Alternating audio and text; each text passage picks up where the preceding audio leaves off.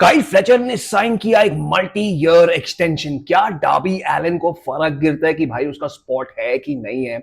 और Tony Khan ने दिया जे वाइट पे एक बड़ा update. All this and much more in today's episode. Hello and welcome to Wrestle Mayhem. मैं हूं आपका होस्ट विलिस और इस चैनल पर आपको मिलेगा न्यूज, रिव्यूज एंड ढेर सारा wrestling related content. So if you are into that, go ahead and subscribe यार, share this channel with all your friends. Reigning TNT champion Kyle Fletcher ने एक मल्टी ईयर डील साइन किया AEW के साथ। Fightful report कर रहे हैं कि ये डील जो है काफी महीने पहले साइन हो चुका था और ये एक लॉन्ग टर्म डील है जो काइल फ्लेचर को लॉक कर देगा for future long term AEW story plans. Personally इस डील से मैं बहुत खुश हूं फॉर काइल फ्लेचर, क्योंकि जब से उसने एईडब्ल्यू ज्वाइन किया है उसने अपने आप को ही नहीं बल्कि कंपनी को भी एलिवेट किया है। This just goes to show now कि अब AEW is fully focused on doing long term story telling with Kyle Fletcher, और यही अब वो लोग करेंगे। इट्स ऑलरेडी प्रूवन, जब से उस पे टीएनटी टाइटल डाला है धीरे धीरे ये जो चैलेंजेस आ रहे हैं वो और टफ होते जाएंगे versus Kyle Fletcher, and we'll gate to C some banger matches. Very happy that he is staying in AEW. तो भाई Derby Elon being Derby Elon यार, वो अपने क्राफ्ट से और एईडब्ल्यू से इतना डेडिकेटेड है ना कि वो कुछ गलत बोल ही नहीं सकता। बंदा जो है मुंह पर तुमको जवाब देगा। रिसेंटली एक इंटरव्यू हुआ था जिसमें उसको पूछा था कि तू भाई 5-5 महीना गायब रहता है एईडब्ल्यू से, तेरे को टेंशन नहीं होता है क्या तेरा स्पॉट जाएगा? तो बेसिकली डार्बी एलन ने कहा कि that's the thing I was talking about earlier, कि so many people never want to give up their spot because they feel like the fans will forget them. I don't give, take my spot, I don't.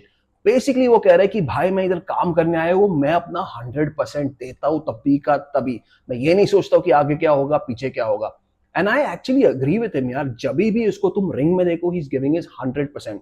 Even this feud with Jon Moxley जो उसके बीच में अभी होने वाला है on Forbidden Door, according to Darby Allin ये एक long term well planned feud था जो उसने टोनी खान के साथ डिस्कस किया। ऐसे ही नहीं कि उठ के आ गया और बोला मुझे जॉन मॉक्सली दे दो।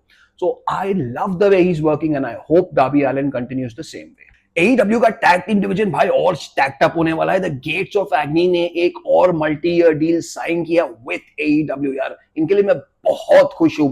If you have been watching ROH, जो इनके मैचेस होते हैं सुपर मैचेस होते हैं, और टोनी खान ने राइट डिसीजन लिया कि इनको रिकेशे के साथ पेयर करने के लिए on Dynamite to form a faction.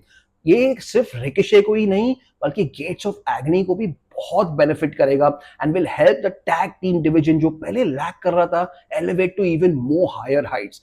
Very happy for Gates of Agony and hope they tell long term stories जिसमें हमको भी बहुत मजा आएगा। और इन सब ब्रेकिंग न्यूज जो आज आया था कि कैरियन क्रॉस का कॉन्ट्रैक्ट WWE में रिन्यू नहीं हुआ, इट हैज एक्सपायर्ड।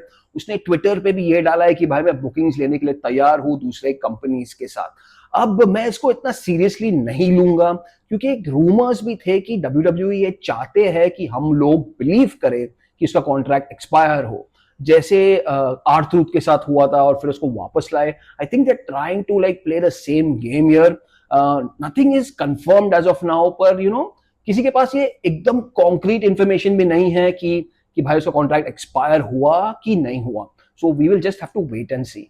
और इन सम सैड न्यूज यार, टोनी खान ने कंफर्म किया है कि जे वाइट का इंजरी जो है it's even more serious than we thought, और सर्जरी हो चुका है। यस, उसका हैंड और शोल्डर्स इंजर्ड थे, दोनों पे सर्जरी हुआ है and recovery time now is set to be up to the end of 2026। मतलब तब तक हम जे वाइट को AEW में नहीं देखेंगे।